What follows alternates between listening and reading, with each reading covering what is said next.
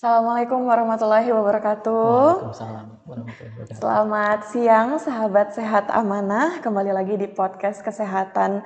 Episode kali ini akan membahas tentang hal yang menarik nih dokter, apalagi untuk Siap. ayah bunda di rumah sana. Baik. Perkenalkan, saya Ganiara Putri, Patient Support Unit Amanah Fertility Center. Siang ini saya ditemani dengan dokter keren kita nih, Dokter Yosef Dwi Cahyadi Salan, Specialist of Gyn.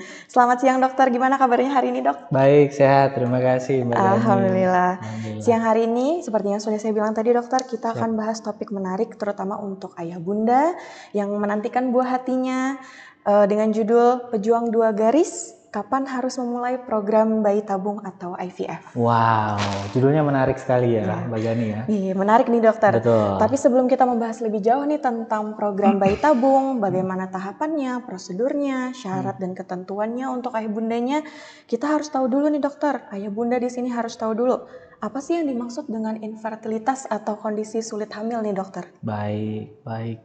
Terima kasih Mbak Gani. Pertama-tama halo sahabat sehat amanah. Ketemu dengan saya Dr. Yosef di sini.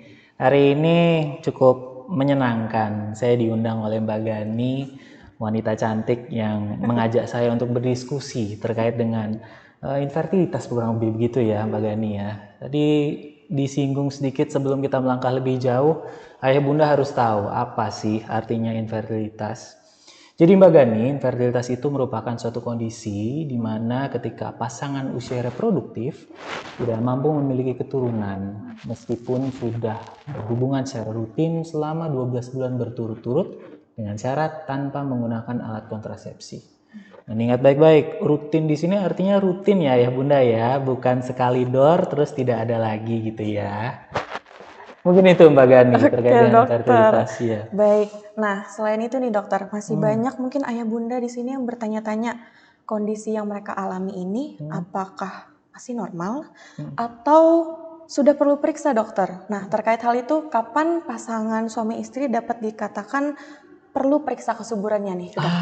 Ini pertanyaan bagus sekali ya Bunda. Jadi memang dalam kehidupan sehari-hari kita sering mengabaikan terkait dengan infertilitas atau kesuburan ini karena dipikir bahwa saya sepertinya aman kok, kondisi saya masih fit kok, usia saya masih muda kok.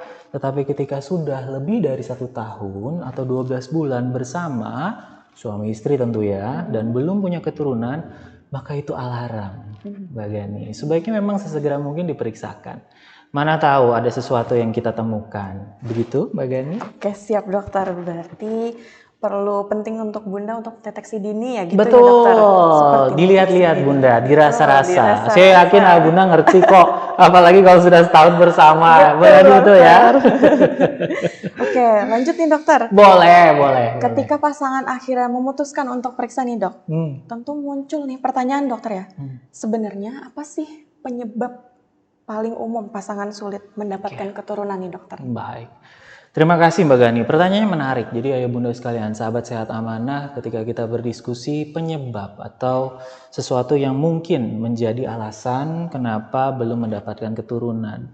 Kalau secara teori kita membaginya menjadi 3 hal. Faktor dari suami atau pria, faktor dari istri atau wanita, dan yang kedua memang antara keduanya. Jadi entah itu dua-duanya yang tanda kutip mengalami kondisi yang kurang optimal begitu, atau mungkin ada sesuatu yang memang belum bisa dijelaskan secara medis Mbak Gani. Sehingga kalau kita bagi 40% itu kemungkinan memang disebabkan faktor pria, 40% kemungkinan disebabkan oleh faktor wanita, dan 20% memang tadi yang saya bilang, kombinasi keduanya atau bahkan sesuatu yang belum bisa dijelaskan secara medis. Mungkin begitu. Oke dokter, padahal di era sekarang ini dok masih banyak kayaknya ya dok anggapan atau stigma kalau misal pasangan suami istri belum punya anak pasti yang salah perempuan. Menarik nih Mbak Gani nih statementnya. Saya nggak ngomong gitu ya bunda ya, yang ngomong Mbak Gani loh. Tapi memang harus disadari bahwa ternyata porsi peran laki-laki dan wanita dalam program kesuburan itu memang secara garis besar memang 40%. Artinya dua-duanya sama penting. Kita tidak akan pernah bisa mendapatkan keturunan yang baik, ayah bunda sekalian, kalau memang salah satunya, tanda kutip, ada kondisi yang kurang optimal begitu. Baik dari segi suami ataupun dari segi istrinya. Gitu. Oke, berarti anggapan itu harusnya sudah tidak ada ya dokter ya? Betul dong, saya Nah, setuju dong, harusnya oke. tidak ada lagi. Baik dokter. Nah selain faktor medis nih dok, dari pasangan ayah bunda, ada lagi nih hal yang sering menjadi perhatian banyak pasangan, yaitu faktor usia dok. Nah sebenarnya nih dok, seberapa besar sih pengaruh usia terhadap peluang kehamilan dan keberhasilan program hamil dokter? Iya, jadi ini penting sekali dipahami ya ayah bunda ya. Bahwasanya ketika kita bicara terkait dengan kesuburan ataupun keinginan untuk punya keturunan, itu memang tidak pernah lepas dari yang namanya usia. Musuh terbesar dari program kesuburan adalah usia memang. Ketika kita bicara usia di atas 35 tahun, ayah bunda sekalian, sahabat sehat amanah, itu ternyata berdasarkan penelitiannya, kondisi kesuburan khususnya seorang wanita gitu ya, itu pasti akan menurun secara signifikan. Jadi kalau kita bicara ingin punya anak dengan usia sudah di atas 35 tahun, itu menjadi challenge tersendiri atau tantangan tersendiri bagi ahli kesuburannya.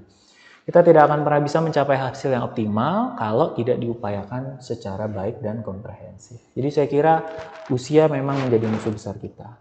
Kita semua sama-sama tahu bahwa wanita punya waktu sampai dengan menopause. Ketika kita menopause, cadangan telur habis, maka kemungkinan untuk keturunan menjadi lebih sulit. Dan itu memang secara teori di atas 35 tahun kesuburan akan terus menurun. Gitu. Baik dokter, selain usia ada lagi nih dok, gaya hidup nih dokter. Banyak ya nih kayaknya kaitannya sama berbagai masalah kesehatan termasuk kesuburan nih.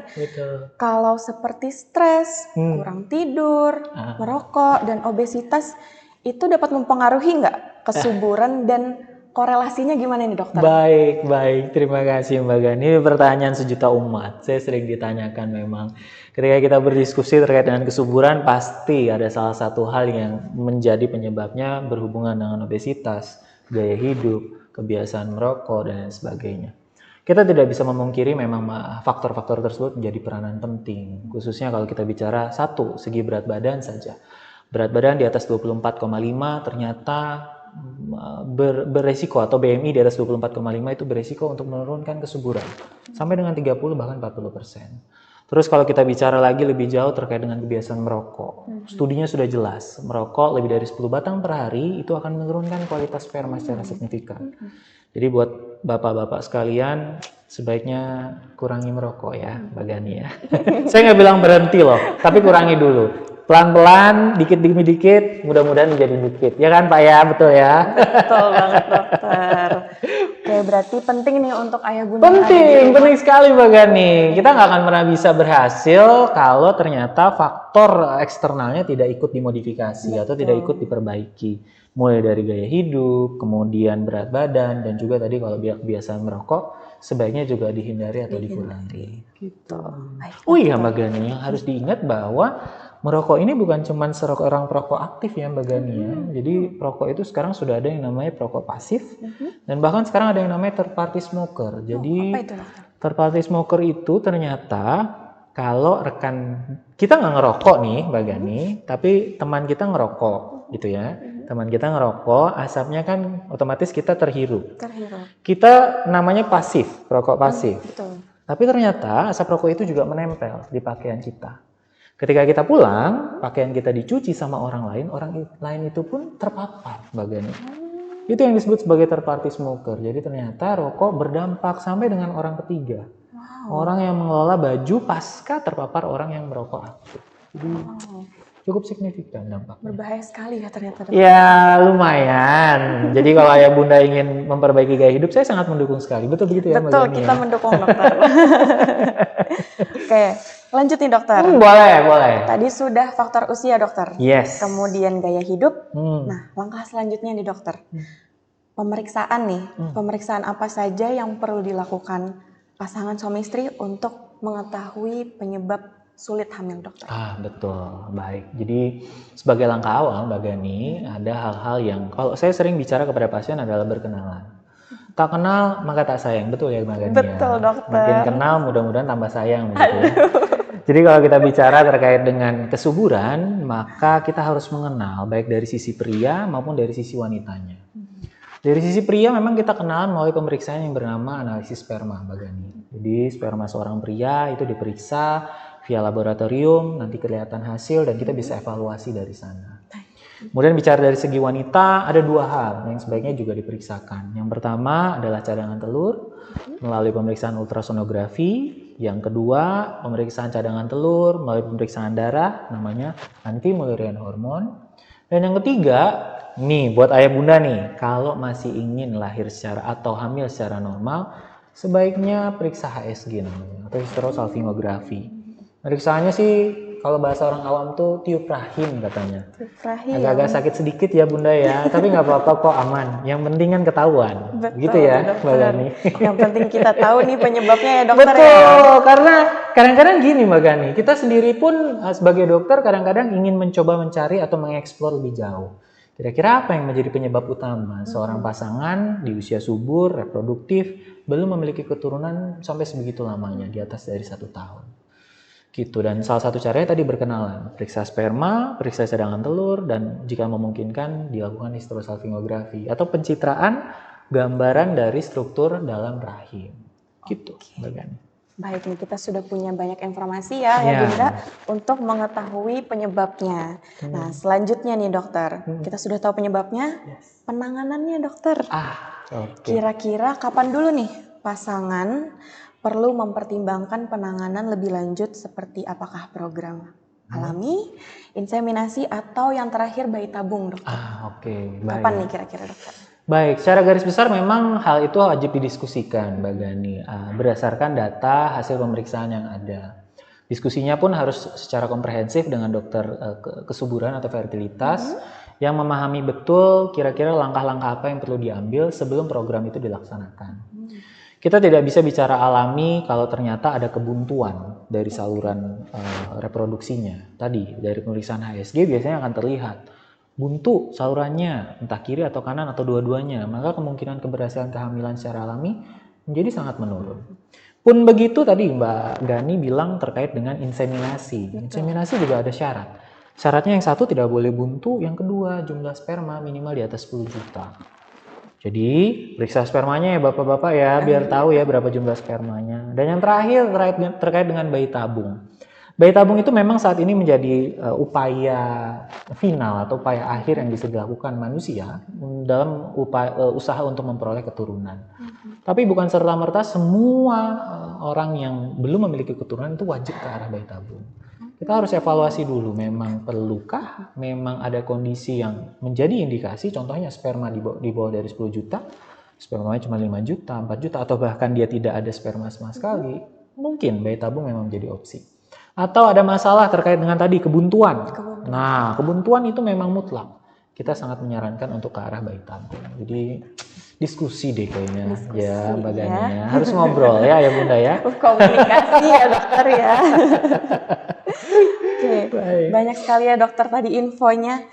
Tapi tertarik nih sama tentang bayi tabung karena ayah bunda di rumah pasti juga udah sering nih dok dengar-dengar tentang bayi tabung. Tapi mungkin belum semua orang memahami proses atau prosedurnya dokter. Nah, program bayi tabung itu sebenarnya kayak gimana sih dok? Prosedurnya, tahapannya itu gimana sih dokter sebenarnya? Jadi terima kasih Mbak Gani sudah membawa pertanyaan yang luar biasa sekali.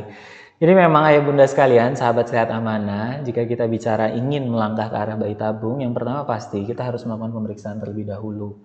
Diskusi dengan dokter konsultan kesuburannya, bahwasanya masalah apa sih yang sedang dihadapi, kenapa, dan kira-kira solusinya bagaimana. Jika memang kesimpulannya ke arah bayi tabung, maka tahapan bayi tabung biasanya dimulai dengan proses stimulasi. Stimulasi tergantung, biasanya berlangsung antara 9 sampai 14 hari. Jika memang didapatkan proses stimulasi yang baik, telurnya kita biasanya dapatkan ukurannya di atas 1,8 cm. Jadi carinya ukuran telur di atas 1,8 cm. Itu namanya proses stimulasi atau pembesaran sel telur.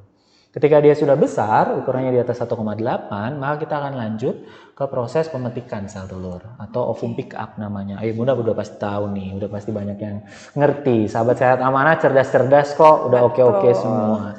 Jadi setelah dipetik telurnya, kemudian biasanya kita langsung temukan dengan metode ICSI, intracytoplasmic sperm injection. Jadi sperma suami itu disuntikkan langsung ke dalam telurnya yang habis dipetik tadi. Jadilah itu nanti Mbak Gani, dia berubah hari 1, 2, 3 sampai hari kelima, dia jadi embrio namanya. Embrio itu yang kemudian kita freezing atau kita bekukan. Dan kita prepare untuk tahapan berikutnya. Namanya adalah frozen embryo transfer atau FET. Jadi kita masukkan bayinya ke dalam rahim ibunya setelah biasanya 2 siklus pasca pemetikan sel telur. Jadi kurang lebih ada proses stimulasi, pemetikan, kemudian ada freezing, dan terakhir memang frozen embryo transfer atau transfer embrio tadi. Wow, kurang lebih tahapannya demikian. banyak nih dokter. Biasa aja Mbak Gani, nggak yang gimana-gimana kok ya Bunda. Nggak usah takut, tenang aja. Jangan takut ayah Betul, Bunda. sahabat Sehat Amanah pokoknya it's okay. Yang penting ada semangat dan yakin bahwa ini jalannya gitu ya. Oke, betul dokter. Nah, kalau misalnya diakumulasikan dokter, kira-kira dari awal sampai ke transfer embrio, itu kira-kira berapa bulan sih dok? Menarik. Ini pertanyaan memang sering ditanyakan Mbak Gani, dan kadang-kadang kita juga agak sedikit tricky menjawabnya. Kenapa dok tricky? Karena ternyata kadang-kadang yang sering kita hadapi itu adalah para pekerja yang sulit untuk mendapatkan izin dalam bekerja. Sehingga memang di sini saya ingin coba jelaskan bahwa untuk proses stimulasi sendiri itu memerlukan waktu tadi 9 sampai 14 hari. Biasanya itu sampai dengan proses pemetikan telur. Setelah 14 hari itu, ayah bunda sekalian dan Mbak Gani, kita ada waktu kosong tuh selama kurang lebih 2 siklus haid atau 2 bulan. Nanti memakan nih bulan Juni ya, kita lakukan stimulasi 14 hari sampai petik telur, maka di Juli itu kita free, tidak ada tindakan apa-apa. Baru di Agustus kita bisa mulai prepare atau mulai persiapan untuk dilakukan frozen embryo transfer tadi. Kemudian selama 14 hari atau kurang lebih 9 sampai 10 hari Bunda akan diberikan obat-obatan untuk persiapan transfer embrio atau memasukkan bayi tersebut. Jadi kalau di total mungkin sekitar 3 bulan, kurang lebih 2 sampai 3 bulan, tetapi itu pun kalau dipadat-padatkan mungkin sekitar hanya 2 bulan mungkin gitu. Tergantung dari kondisi juga ya dokter. Iya, sangat fluktuatif Mbak Gani. Jadi tergantung dari kondisi yang dihadapi dan bagaimana respon badan Bunda selama proses yang dijalani. Gitu. Baik dokter, wow, 3 bulan ya dok? Kurang lebih ya, artinya kalau dipadatkan 2 bulan juga masih memungkinkan. Gitu. Oke, mungkin untuk ayah bunda yang mau program bisa disiapkan di spare time waktunya ya. mumpung masih pertengahan tahun ya. Betul. Iya, belum jadwal liburan akhir tahun nih. Baik dokter. Nah, kita sudah tahu nih tahapannya, waktunya kira-kira apakah semua pasangan itu harus ke bayi tabung ya dok? Baik. Jawabannya memang belum tentu Mbak Gani. Kalau kita bicara bahwa semua pasangan, artinya tidak semua harus ke bayi tabung. Kalau memang masih memungkinkan, kita akan usahakan alami. Jadi alami ya artinya kita mungkin atur jadwal kesuburan, kemudian kita deteksi waktu suburnya, sampai dengan mungkin kita tambahkan sedikit banyak obat-obatan untuk merangsang kesuburan atau suplemen untuk meningkatkan kesuburan. Kemudian tahap berikutnya kalau memang alami kita dapatkan masih belum optimal, memang kita bisa melangkah ke yang namanya inseminasi. Jadi tidak kalau bahasa Jawa tuh ojok-ojok. Kalau bahasa Banjar tuh bedadas-dadas. Nah, jadi tidak tiba-tiba kita langsung menuju ke arah bayi tabung, tidak. Pasti kita akan upayakan cara-cara yang alami atau inseminasi terlebih dahulu. Mungkin begitu. Oke, baik dokter. Nah, kita sudah tahu kemungkinan, kemudian apalagi nih dok? Kalau kita kerucutkan nih, khususnya ke bayi tabung. Kerucutkan mengecil gitu ya? Iya betul, yes, kita spesifikkan nih. Spesifik, oke boleh. Oke. Faktor apa aja nih dokter yang menentukan atau mempengaruhi keberhasilan dari program bayi tabung dokter? Ini menarik. Jadi kalau ditanya faktor, saya sebenarnya punya satu Mbak Gani. Kuncinya adalah happy ayah bunda. Happy. Betul, karena kebahagiaan itu menjadi kunci dari segalanya. Ketika proses ini dijalani dengan hati yang senang, menikmati setiap prosesnya, Karena memang jujur dalam proses stimulasi itu kadang-kadang kita menggunakan obat yang disuntik, Mbak Gani. Dan obat disuntik kita tahu jarum, rasanya tidak nyaman, sakitnya terasa, dan kadang-kadang takutnya datang duluan gitu ya. Betul, dokter. Sehingga harus dalam kondisi happy, semangatnya yang luar biasa, dan harapannya mudah-mudahan ini jawaban dari doa-doanya. Jadi kalau kita bicara faktor memang ada banyak, tetapi nomor satu paling utamanya adalah happy. Kita harus senang-senang. Tapi ada studinya loh Mbak Gani, bahwa ternyata ketika orang itu stres, kemudian tidurnya kurang dan sebagainya, hormon kortisol meningkat. Ada namanya hormon kortisol ya Bunda. Jadi sahabat sehat amanah pasti udah tahu, googling, ngerti apa itu kortisol. Itu adalah hormon stres Mbak Gani yang sering meningkat kalau kita sedang sedih, kalau kita sedang mungkin stres, banyak beban kerja, kurang tidur. Dan itu ternyata berdampak kepada kesuburan, sangat mengganggu. Jadi tetap happy ya Bunda ya. Tetap happy. Kita pikirkan yang bahagia-bahagia. Suka sekali saya dengan Mbak Gani nih. Betul sekali ya Bunda. Kita happy-happy saja. Oke, kita juga sudah tahu ya dokter, kayaknya ayah bunda di sini kan antusiasnya oke banget nih tentang bayi tabung nih. Siap. Nah, di tengah tingginya minat dan antusias masyarakat terhadap program bayi tabung, bisa jadi ada beberapa misinformasi nih dokter. Nah, dari dokter kira-kira nih, ada mitos apa aja nih yang sering dokter dengar tentang program bayi tabung? Coba silakan dokter, gimana nih? Iya, mitos paling sering sih yang didengar bahwa ternyata suntikan proses stimulasi itu tidak semenyakitkan itu. Kebanyakan memang bunda-bunda sekalian sangat takut sekali melewati proses penyuntikan untuk stimulasi. Tapi pada kenyataannya proses stimulasi tidak mengerikan dan tidak sesakit yang mungkin bunda-bunda bayangkan. Itu yang paling sering terjadi. Kemudian yang kedua, bahwa mitos bahwa sperma laki-laki yang baik itu pokoknya yang kental, banyak, dan tampakannya seperti melimpah. Tapi ternyata ketika dilihat di bawah mikroskop belum tentu. Jadi memang harus diperiksakan ya ayah-ayah sekalian, calon-calon bapak-bapak, ini kita harus evaluasi. Jadi introspeksi diri juga. Sperma kita oke, tampakan luar memang oke, tapi betulkah secara laboratoris kita dapatkan hasilnya yang juga baik? Jadi dua itu sih dari segi ayah dan dari segi bundanya. Memang ya kontrol dulu deh, nanti ngobrol ya kan. Betul ya Mbak Gani? Boleh kita ketemu sama Dokter Yosef ya. Oke dokter, kita sudah ngobrolin tentang banyak hal nih dok. Nah, sudah ada prosedur, mitos dan faktanya seperti apa, kemudian persiapannya juga dokter. Nah, karena prosesnya ini kan panjang ya dok. Dari dokter mungkin ada tips kali untuk ayah bunda. Gimana nih untuk mempersiapkan diri baik secara fisik, apalagi mental nih dokter, sebelum akhirnya memutuskan untuk menjalani program dokter. Baik, jadi terima kasih Mbak Gani. Sekali lagi pertanyaan ini luar biasa. Saya bingung nih Mbak Gani bisa dapat pertanyaan begini nih, semedinya berapa tahun nih? Jadi apa sih tips and triknya buat ayah, para calon ayah sekalian, bapak-bapak sekalian, yang saya sangat hormati, jika berkenan memang sebaiknya memperbaiki gaya hidup. Mulai dari menghindari rokok dan segala jenis bentuknya, baik itu yang sekarang kan lagi ngetren elektrik ya. Rokok-rokok yang vape begitu, itu juga dampaknya tidak begitu baik untuk kesuburan. Sebisa mungkin ketika beraktivitas di luar, hindari orang yang juga terpapar dengan asap rokok. Aktivitas fisik saya sangat setuju sekali, olahraga, dan jika memungkinkan perbanyak makan makanan sayur dan buah. Untuk bundanya memang ketika kita dapatkan BMI atau indeks massa tubuh di bawah dari 24,5, maka tingkat kesuburan itu akan signifikan meningkat.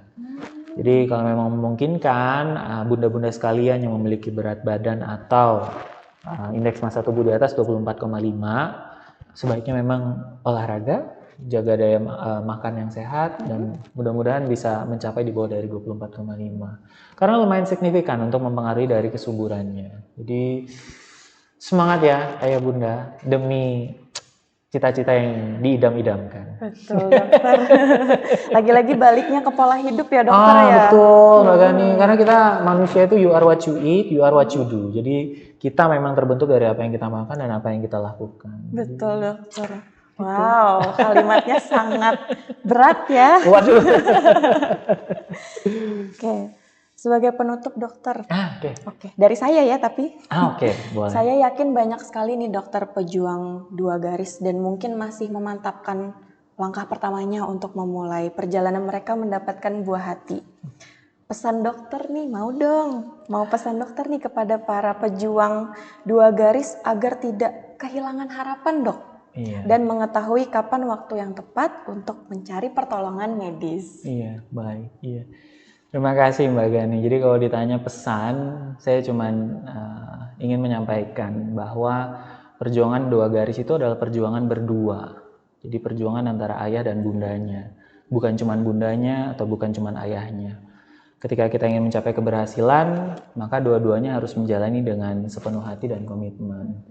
Tidak akan pernah bisa mendapatkan hasil yang bagus kalau salah satunya memang ogah-ogahan bahasanya. Jadi yakinkan dulu pasangannya bahwa memang ini jalan yang dipilih. Dan saya yakin kalau ayah bunda sepakat menjalaninya dengan happy, karena kebetulan saya punya pasien yang selalu happy gitu ya, hasilnya bagus kok.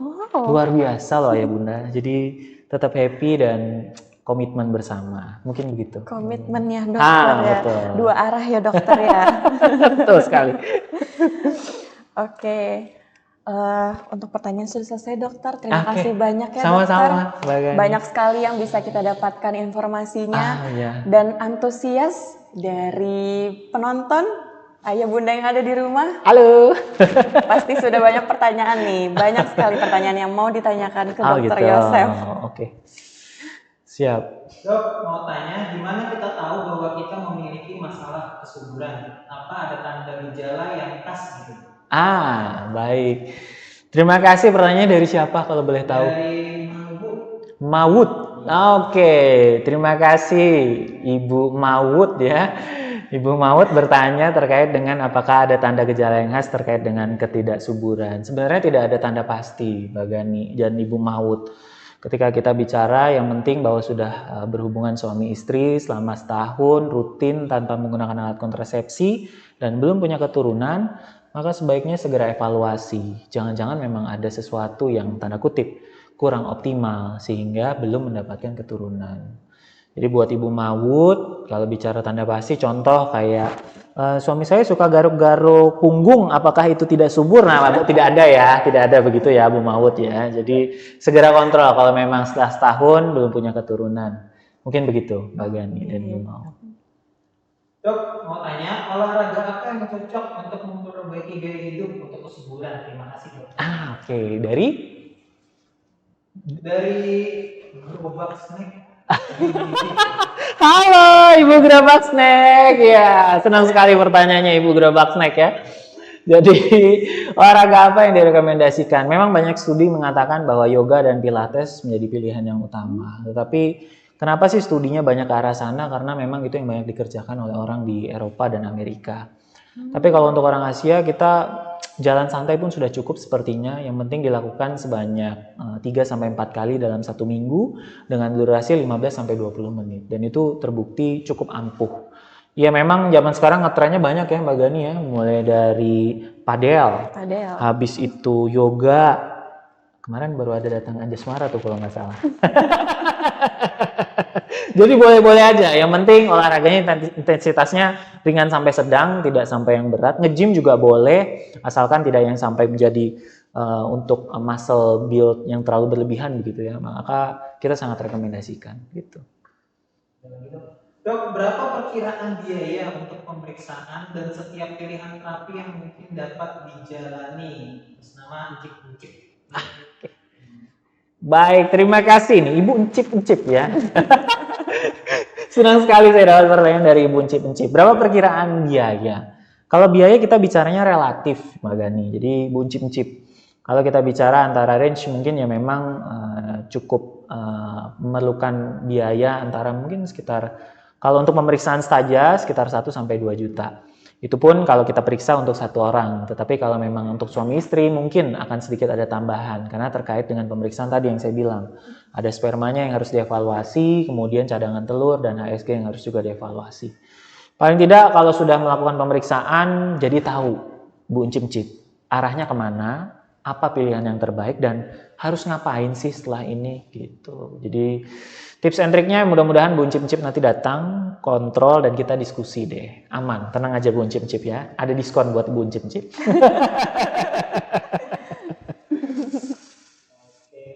Cajara. Pokoknya sama Cajara. Dok, nggak mau tanya, cuma mau bilang sehat-sehat ya dokter andalan kita semua. Terima kasih Bu Cajara. Sehat-sehat juga untuk Ibu Cajara sekeluarga. Mudah-mudahan berkah barokah, sehat selalu. Amin. Alhamdulillah. Nah, tak terasa kita sudah sampai di penghujung nih dokter. Sebelumnya terima kasih banyak atas ilmunya dari dokter Yosef ya. Penjelasannya juga sangat detail, jelas dan terperinci nih. Dari mengenai infertilitas sampai program bayi tabung. Nah, semoga sesi ini dapat memberikan informasi, harapan dan menjadi langkah awal bagi pasangan yang sedang merencanakan kehamilan. Amin. Nah, bagi sahabat sehat amanah yang ingin berkonsultasi lebih, masih ada satu pertanyaan dokter. Luar biasa nih, luar biasa ya. Boleh. Dari Nada Akila Nasmi. Oke. Berapa persen peluang hamil alami dan bayi tabung bagi istri hipertiroid? Oke. Bu Nada. Baik, terima kasih Bu Nada. Pertanyaannya bagus. Dalam program bayi tabung, persentase keberhasilan itu adalah 40-60%. Jadi meskipun itu dalam kasus hipertiroid, yang penting sudah dikontrol dengan baik dan juga dievaluasi bahwasanya tiroidnya sudah terkontrol, maka persentasenya cukup signifikan, antara 50-60%. Jadi semangat Ibu Nada, mudah-mudahan bisa berhasil punya keturunan. Gitu ya, kira-kira Bu Nada ya. Oke. Baik, kira-kira itu Mbak Gani. Oke, tadi sudah mau saya tutup tapi antusiasnya luar biasa banget nih. Ternyata dokter ya masih ada yang mau tanya, ternyata masih mau ngobrol sama dokter Yosef ya.